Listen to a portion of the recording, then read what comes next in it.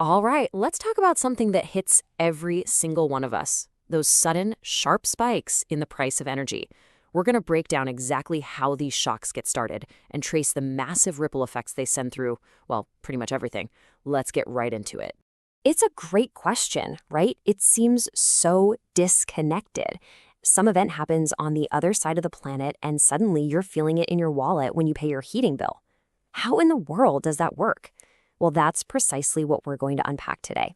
So, here's our game plan. First, we'll look at what actually triggers these price hikes. Then we'll follow the economic shockwave as it hits an entire nation. After that, we're going to zoom in on the surprising winners and losers in the business world. Then we'll see what governments try to do about it. And finally, we'll talk about the long-term hunt for some real stability. Okay, so where does it all begin? These energy shocks aren't just random market glitches. They're a regular feature of our interconnected world, and they're almost always set off by huge global events. We're talking about wars that mess with supply chains, political standoffs that lead to sanctions, or even coordinated production cuts by major oil exporters. Any one of these can create an instant squeeze, and boom, prices start to climb. And once that trigger is pulled, the shockwave starts to spread. It doesn't just stop at the gas pump or on your utility bill. Oh no, it radiates outward, impacting the whole national economy. This is that big picture macro impact we were talking about, and it's strong enough to slam the brakes on an entire country's economic growth. And this isn't just theory. Let's look at a real-world example, Germany. After the country lost its access to Russian gas, you started seeing headlines asking this exact question. It was a serious concern. The sudden energy shock was so severe that key industries had to scale back production, and some even talked about leaving the country. This sparked a genuine fear of deindustrialization. It just goes to show you how high the stakes really are. So, economists have a fancy term for this, a Keynesian supply shock. But don't let the name scare you. The idea behind it is actually super simple. Think about it. Energy is something you have to buy. You can't just decide not to heat your home in the winter. So when its price shoots up, you're forced to spend more on it. And what does that mean? It means you have less money left over for everything else. Going out to eat, buying new stuff, you name it. A supply problem for this one essential thing creates a demand problem for literally everything else. And this isn't just an idea floating around. Big institutions like the Bank for International Settlements, the BIS, they actually map this out. Their work shows exactly how this plays out. A price spike acts like a giant unofficial tax. It sucks wealth out of energy importing countries and transfers it to energy exporting ones. And it's this huge transfer of money that really drains the spending power from an economy.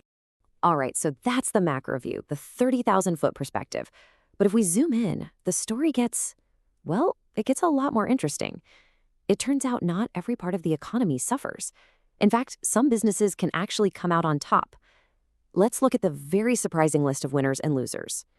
And to really get a handle on this, we're going to look at some amazing research from Japan's Research Institute of Economy, Trade, and Industry, or RIET. They took a deep dive into what happens in countries like Japan and South Korea, nations that have to import nearly all their energy. And what they found really turns the whole "it's bad for everyone" idea on its head. Okay, so check this out. It's a real split. The losers are pretty much who you'd expect. Airlines, where fuel is a massive cost. Also, businesses that rely on local customers, like hotels and restaurants, get hit hard because people just have less money to spend. But then you have the winners. These are often industries that export their goods, like machinery or electronics. They're tied to global demand, not just local spending. Sometimes, like with fuel-efficient cars, higher energy prices can actually help them by making their products more attractive. And this table really drives that point home. You can see some clear patterns. Airlines and food producers take a hit in both countries. That makes total sense. But look at the differences. In Japan, consumer electronics and industrial engineering get a boost. Over in South Korea, it's the iron and steel industry that sees a benefit. It's a perfect illustration of how a country's unique industrial makeup really determines who sinks and who swims. So when all this is happening, when industries are hurting and people are struggling, you can bet that governments are feeling the heat to step in and do something. So what's in their playbook? How do they try to soften the blow when a crisis hits? Now, according to the experts at the BIS, the smartest approach isn't just to throw money at the problem with broad subsidies for everyone. Instead, they recommend a really targeted plan. Step 1, give direct financial support to low-income families. because they're hit the hardest and can't just cut back on essentials. Step 2, you can pay for that by increasing taxes on higher income households. And step 3, if the shock is just massive, the government can issue debt to spread that financial pain out over a longer period. But textbook solutions are one thing. The real world is messy. Let's jump back to Germany. There's this huge debate going on about whether to give industries a special subsidized price for electricity. The people who support it say, hey, this is just a temporary bridge to get us to a future where cheap renewables take over. But the critics fire back, arguing that it's a terrible idea that actually encourages waste and props up the very fossil fuels they're trying to get away from. It's a classic example of the really tough choices policymakers are up against. Which, of course, brings us to the real heart of the matter. All this crisis management is just that, managing a crisis. The real goal, the long game, is to build an economy and an energy system that isn't so fragile in the first place, one that can withstand these shocks without breaking. And to see why this is so critical, just look at this number. In 2023, a mind-boggling 85% of Japan's energy came from fossil fuels, and pretty much all of that had to be imported. For countries like Japan, that level of dependency is a massive economic Achilles heel.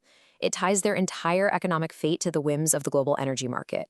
So how do you break free from that cycle? Well, the research points to a whole toolkit of solutions. We're talking about things like building regional partnerships to share renewable energy across borders and pouring investment into next-gen tech like new types of solar cells. But it's also about building out EV charging stations, making farming more efficient with smart farm tech, and even pushing for carbon-neutral hotels. It's about a full-court press on decarbonization in every single corner of the economy.